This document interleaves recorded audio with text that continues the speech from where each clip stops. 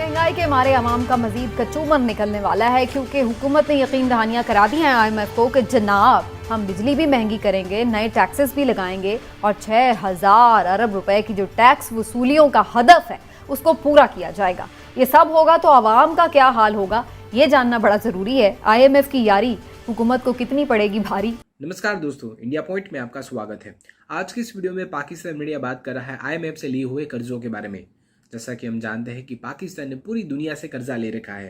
पाकिस्तान को जब जहां भी किसी भी जगह से भी मौका मिला है उसने कर्जा उठाया है, चाहे वो कोई देश हो या फिर कोई इंस्टीट्यूट। पाकिस्तान को अगर कर्जा मिल रहा था तो उसने उठा ही लिया है। पाकिस्तान ने कोई एक इंस्टीट्यूट से अगर सबसे ज़्यादा पैसा उठाया है तो वो है IMF। दोस्तों, आपको बता दें कि पाकिस्तान ने IMF से इतना सारा कर्जा उठा रखा है कि आज भी इन कर्जों की सिर्फ किस्त चुकाने के लिए पाकिस्तान की कुल कमाई का एक बड़ा हिस्सा IMF को जाता है।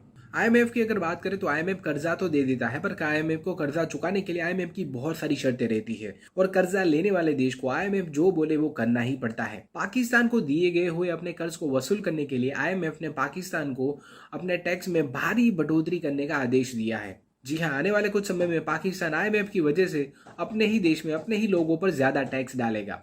इस हालत को देखते हुए ये कहना भी गलत नहीं होगा कि पाकिस्तान कहीं ना कहीं IMF का गुलाम बन चुका है। दोस्तों, आपको बता दें कि इससे पाकिस्तान के लोगों की हालत बहुत ही खराब होने वाली है, क्योंकि वहां पर पहले से ही भारत के साथ रिश्ते खराब होने की वजह से महंगाई बढ़ गई थी, ऊपर से कोरोना की महामारी और अब IMF की वजह से वहां पर टैक्स भी बढ़ने वाला है, जिसकी वजह से एक और बार उनकी कीमतें बढ़ेगी। ऐसी सूरत में पाकिस्तान की आवाम की हालत दयनीय हो जाने वाली है। इस विषय पर पाकिस्तान मीडिया और क्या चर्चा कर रहा है वो देखने के लिए शुरू करते इस वीडियो का अगला भाग। जरा इस पे बात कर लेते हैं। हिलाल साहब, पहले आपकी तरफ आते हुए what do you see sir, क्या आपको लगता है कि ये अनपॉपुलर डिसीजन वाकई गवर्नमेंट के लिए बड़े ज़रूरी हैं करने, क्योंकि इसके अलावा कोई हल नहीं है? देखिए, कुछ लोग हैं जो कहते हैं कि हमें IMF के पास नहीं जाना था, कुछ लोग हैं जो कहते हैं अगर IMF ना होता हम बैंकक्रप्ट हो जाते।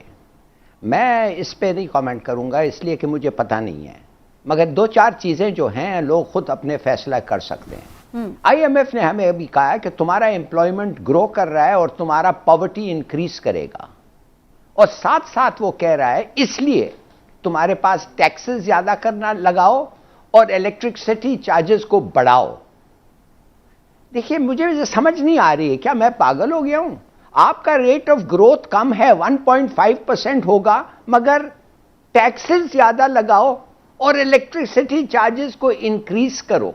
जब आपका सेंसिटिव प्राइस इंडेक्स जो खास खाना वाना होता है वो 17% है, इन्फ्लेशन 9% है, और ये तो मुझे आप बताएं, आपको कहा जा रहा है इन सो मेनी वर्ड्स कि 3% GDP का आप टैक्स इंक्रीज करें, और इसका मतलब एक चीज में मैं बताता हूं, 30% हर साल आपका फ्यूल का टैक्स बढ़ेगा जब तक ये IMF प्रोग्राम है।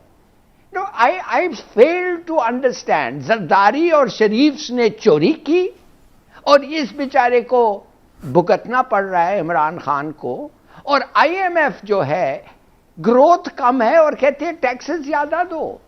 आपका एक्सटर्नल और डेफिसिट कितना है? $23 बिलियन। $23 बिलियन है आपका। इसका मतलब है आपका एक्सपोर्ट्स और रिमिटेंसेस सब चीज मिला के आपके इंपोर्ट्स और डेट्स को अगर निकाले तो $23 बिलियन आपको हर साल किधर से ढूंढना है, बताइए मुझे। सही, आई डोंट अंडरस्टैंड कि हम लोग जब हमें पता होता है कि ये हालत है, बैंकरप्सी से बचने के लिए जाते हैं, फिर हम उससे भी ज्यादा मुश्किल शराइत ले लेते हैं। यही पब्लिक उनको बार बार इलेक्ट करती है।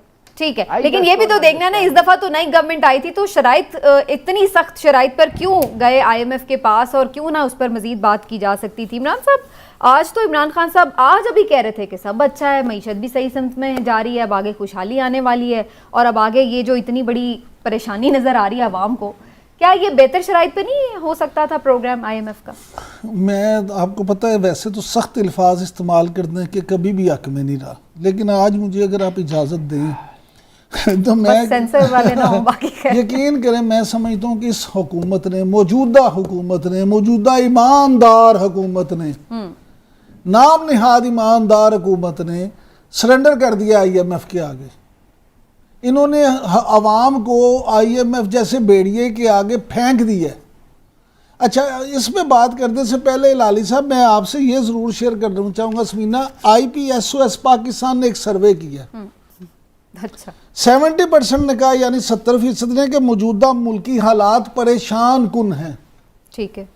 64% ने कहा कि मुआशी सूरत हाल बहुत ख़राब हो चुकी है, और 62% ने कहा कि इस सारे मामले की वजह महंगाई, बेरोज़गारी और गुर्बत है, जो इस मुल्क के सबसे बड़े मसले हैं। अब मुझे आप ये बता दें कि महंगाई, बेरोज़गारी और गुर्बत, इस हुकूमत ने 32-33 माह में इनको कम करने के लिए कुछ काम किया या बढ़ाने के लिए ही काम किया? जब आप कोई काम करेंगे नहीं उनको कम करने के लिए, तो अवाम बेचारे तो पिसेंगे ना। लेकिन हिलाली साहब, इसमें कोविड का भी तो फैक्टर है ना, उसकी वजह से भी बेरोजगारी ज्यादा हुई है। व्हाट डू यू से? यस, बिल्कुल सही कहा, कोविड का फैक्टर है, मगर खुदा के लिए इमरान, थोड़ा सा ये होना, बैलेंस्ड होना चाहिए, फेयर होना चाहिए।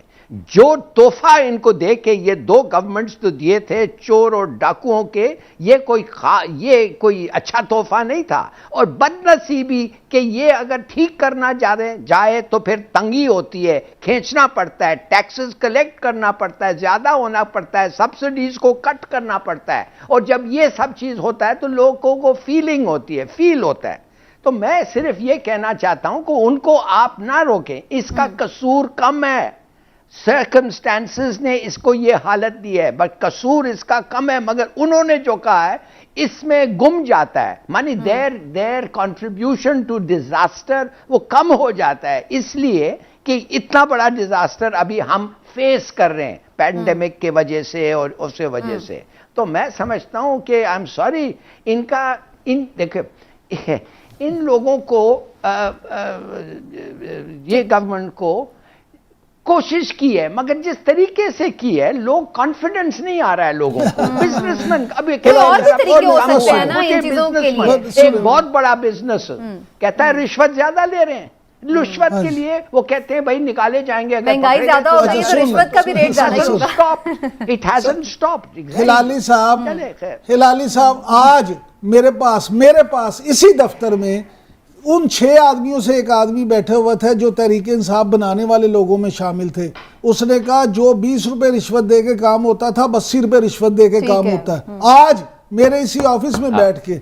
अच्छा, दूसरी बात, मुझे आप ये बताएं, जब आपकी महंगाई और बेरोजगारी लोग के जी 14% बढ़ गई है, तो आपकी भाई बिजली जब महंगी होती है तो आवाम को इससे सरोकार नहीं है कि उसके जुम्मेदार आपके मुताबिक चोर थे सरदारी या नवाज शरीफ। लोग ये कहते हैं कि जनाब अब तो 3 साल आपको हो गए, तो आपने क्या किया, आपने कुछ रिलीफ दिया? आम आदमी को किसी भूखे से किसी ने पूछा कि 2 और 2 कितने होते हैं, उसने कहा 4 रोटियां। 1.5% पे कैसे आप रिलीफ देंगे? सुने, ग्रोथ रेट ही इतना कम है, किधर से आएगा पैसा? तो ग्रोथ रेट कम हुआ ना। अब बात ये है कि इन्हें कम से कम हुआ नहीं सर, कम से कम ये है कि अभी भी अगले भी साल कम ही रहना है लाली साहब, जो आईएमएफ की प्रेडिक्शंस हैं उसमें अगले 1-2 साल कोई चांस नहीं है। यकीन करें, मेरी तो अपने हर दिल अजीज और मोहतरम वजीर आज़म जनाब इमरान खान से हाथ बस्ता ये दरख्वास्त है कि अल्लाह का वास्ता है, प्लीज अवाम के हकूक का तहफ़्फ़ुज़ करें, नहीं तो अगले इलेक्शन में आपका लोग टिकट लेने से भाग जाएंगे। लोग आपका टिकट नहीं लेंगे क्योंकि हमने नहीं इलेक्शन लड़ना। हाँ, अभी भी हम देख रहे हैं सियासी असरात नजर आते हैं। उसकी वजह ये है कि लोग तंग आ गए महंगाई से। बिल्कुल ऐसे ही है, और हर तबका ही मुतासर हो रहा है। लेकिन बहरहाल जैसे हिलाली साहब भी कह रहे हैं कि जाहिर है आईएमएफ के पास जाना मजबूरी अगर बन भी गया था तो और भी वेज हैं जिनके जरिए टैक्स कलेक्ट किया जा सकता है, अमीरों से मजीद टैक्स कलेक्ट किया जा सकता है, बजाय इसके कि आसान बनाया जाए कि जी बिजली महंगी कर दी, पेट्रोल महंगा कर दिया और चलो जी खजाना